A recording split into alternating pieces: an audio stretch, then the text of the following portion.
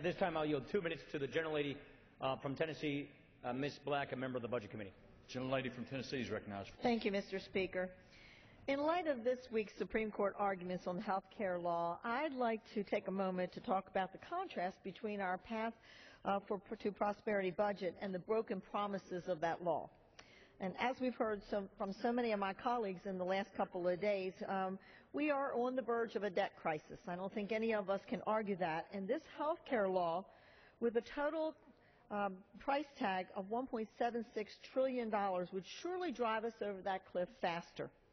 Now, that is why in the Path to Prosperity budget, we repealed the entire health care law, including the very dangerous IPAB, which would slash physician payment rates, forcing doctors to stop seeing Medicare patients. And the 15-member unelected board that makes senior care even harder to access puts bureaucrats between their patients and their doctors. Our plan for Medicare offers a choice for seniors, and they deserve a choice. We increase the competition between a guaranteed coverage option, and I want to repeat that this is a guaranteed coverage option, and a traditional Medicare, and it allows seniors to choose. And all of this would lower costs of the program while increasing the quality of care. This is the choice of two futures, both for our health care system and also the prosperity of our nation.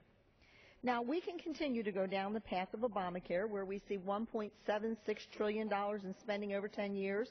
We also see $525 billion in new taxes, fees, penalties on families and small businesses.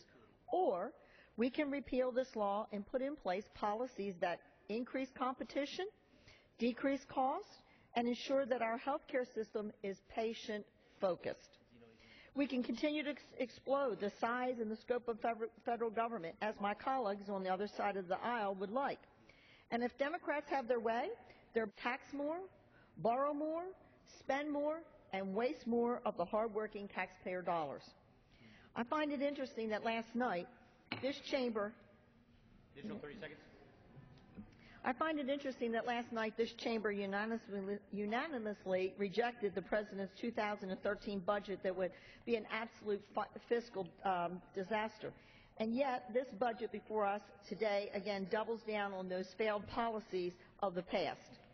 The American people are sick and tired of Washington's culture of spend, spend, spend, because they know there are consequences of living without a budget and spending more than what we take in.